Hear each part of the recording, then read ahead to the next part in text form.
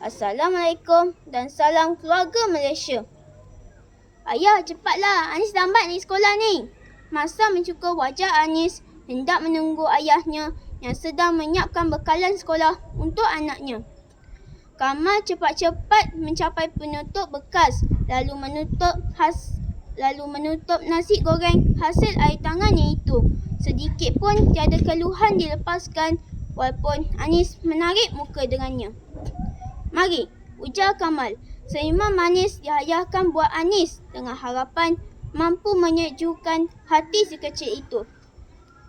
Apabila tiba di hadapan sekolah, Anis segera keluar dari kereta tanpa bersalam dengan ayahnya. Ingat tu kawan-kawan, restu ibu bapa amatlah penting untuk kita mendapatkan ilmu. Redha ibu bapa, redhalah Tuhan kepada kita. Sekadar menggelengkan kepala, Kamal segera beredar. Doanya tidak putus agar Anis berubah. Kamal sedar bahawa Anis berkecil hati dengannya kerana tidak sempat memberikan hadiah yang sepatutnya diraikan semalam. Satu suara sayup-sayup kedengaran memanggil nama Anis. Fatin melambai-lambai dari jauh. Fatin yang berbadan bulat itu juga tersengih-sengih menunjukkan giginya yang sedikit jarang. Khabar yang dibawakan oleh Fatin benar-benar menyentakkan Anis. Semua murid tahun 5 amanah diminta membawa buku latihan sains hari ini juga. Anis terlupa dengan pesanan Cikgu Azim semalam. Dia terbayang bahawa Cikgu Azim akan menjegilkan matanya sedikit sambil bercekak pinggang untuk sesiapa yang tidak membawa buku latihan. Rakan-rakan sekalian, janganlah kita bersikap seperti enam dalam berluka melepaskan pucuk masing-masing, terutama terhadap kedua ibu bapa kita. Tanpa memikirkan kesusahan yang dialami oleh ayahnya, Anis segera menuju ke pondok telefon lalu menelefon ayahnya. Kamal baru sahaja sampai di pejabat. Tiba-tiba telefon bimbitnya berdering. Kring, kring. "Ayah, Anis terlupa nak bawa buku latihan sains. Ayah, ambilkan sekarang juga." Buku latihan sains tu ada kat dalam bilik, kat atas meja Anis. Arah Anis. Begitulah sikap Anis, kawan-kawan. Sudah puas Kamal menasihatinya. Namun, nasihat Kamal itu ibarat mencurah air ke daun keladi. Hanya doa mampu dipanjatkan. Mendengar permintaan anaknya itu, Kamal berasa serba salah. Pagi ini, dia perlu menghadiri satu mesyuarat penting tepat jam 8.15 pagi. Walau bagaimanapun, dia tidak mahu anaknya itu dimarahi guru. Biarlah dia sendiri yang berkorban buat anak tunggalnya itu. Jadi, dia terpaksa menebalkan muka untuk meminta kebenaran keluar dari kelas, keluar dari majikan.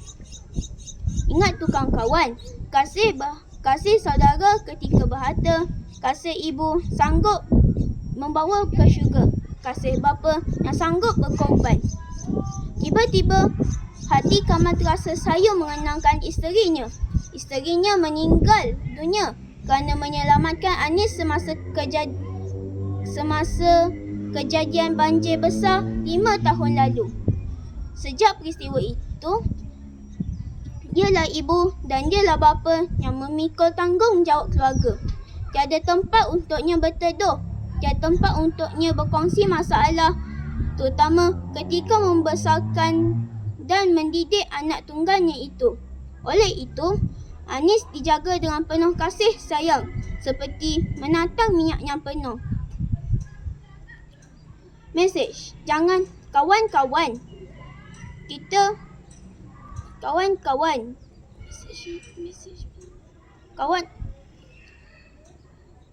Selesai saja waktu pendidikan jasmani, Anis pun masuk ke kelas. Kelibat ayahnya masih belum kelihatan.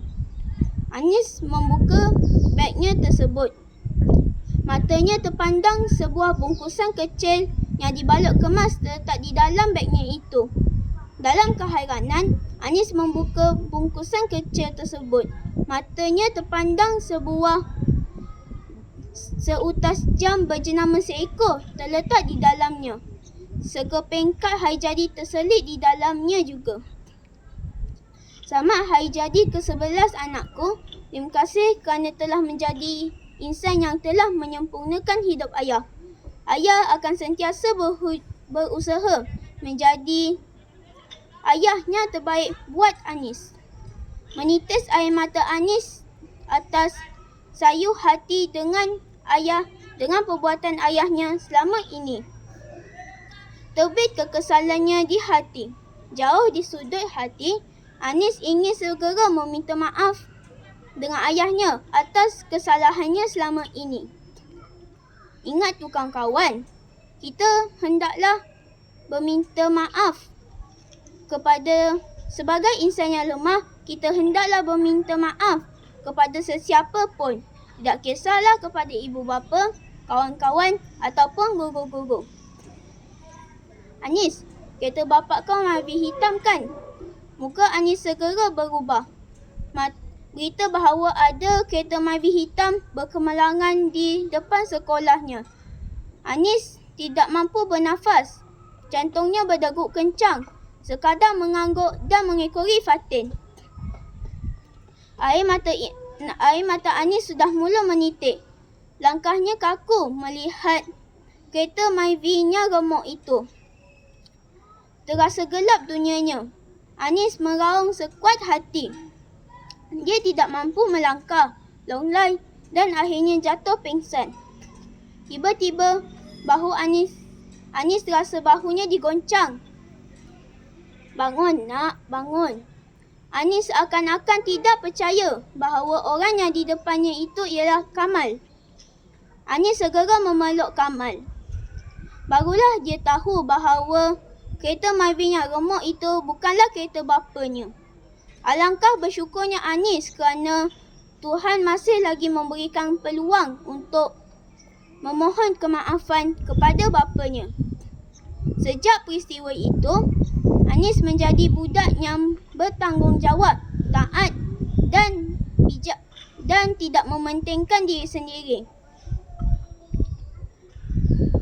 Kamal berasa bersyukur kerana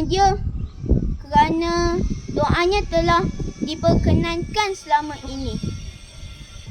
Hadirin dan hadirat sekalian, sebagai anak, janganlah kita menyinggung perasaan ibu bapa kita.